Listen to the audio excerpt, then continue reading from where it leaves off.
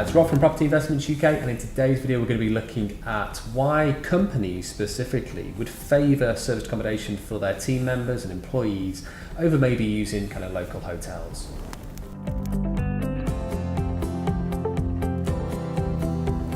So one of the very big benefits of serviced accommodation from the investor's viewpoint is going to be the returns and all the other aspects that kind of come into it. But you've got to consider the end user. So who's actually going to be staying in the property?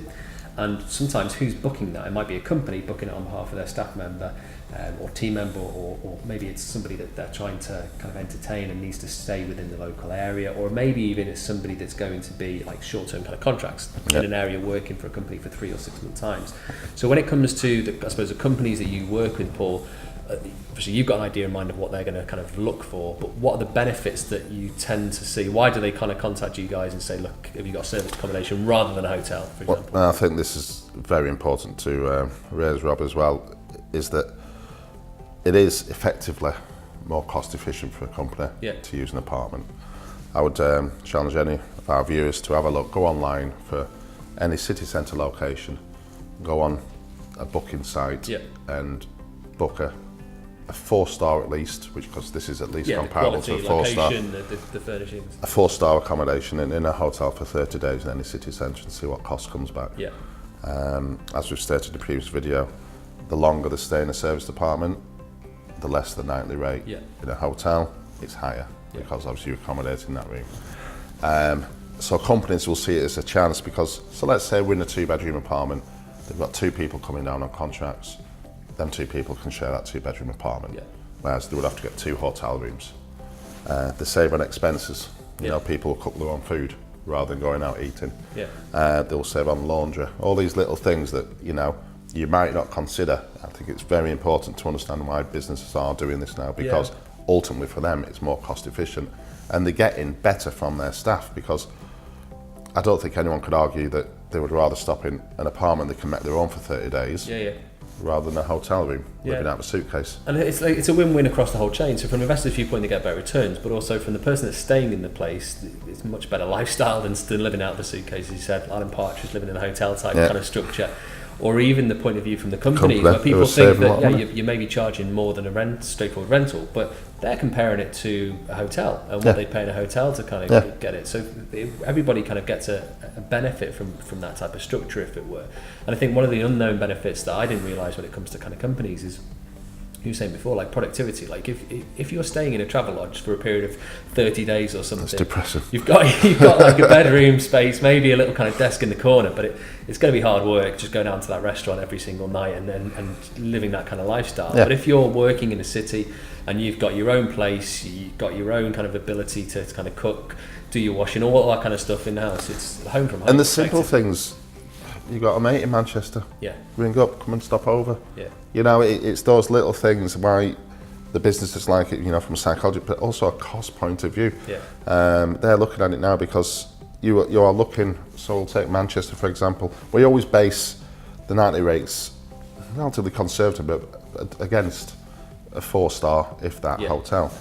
And you will find that they're extortionate. You know, for a weekend they're extortionate, etc.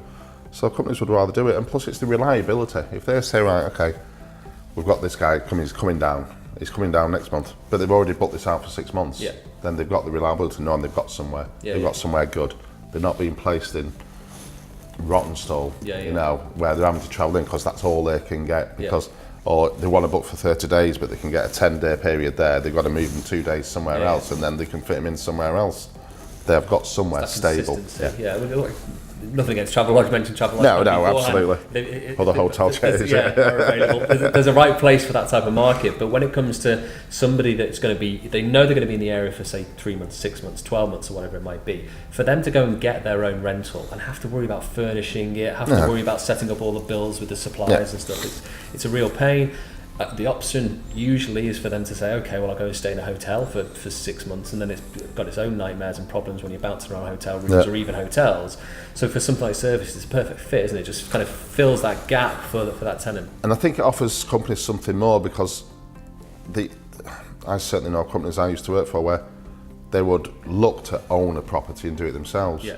But then it's still it's still another hassle for them to look after everything for you. So now they've got that medium option where they don't have that. They can just say, right, okay, for the same cost of what we would pay, whatever, we can just put someone in there and they'll get looked after. They'll have a beautiful apartment that's of a high standard. They'll have the freedom to do what they want, and they know that they can come and go as and when they please, and they're not going to have to repack the suitcase, move to another room because that room's booked out. So yeah, it works very, very well for companies, and that's why it's getting more and more popular. There's not always the flexibility for a company just to go and say, oh, I'll go and buy a house and... No, absolutely. It's a big asset, they've got to put money into it. A lot of implications for them, and it's not flexible either. Like the whole market is changing, like office space, shared accommodation, all that kind of stuff is working really well. So I think it's got a good market for it to kind of work. So there's lots of benefits of why companies will do it, and that's important because ultimately there's potentially your own client, although it might be a staff member that stays in the property or a director.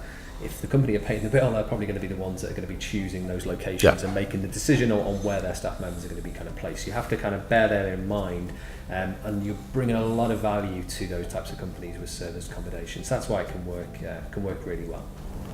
Thank you for watching this video. If you like this content and you'd like to join our free online property training course, we've got a link for it on this page.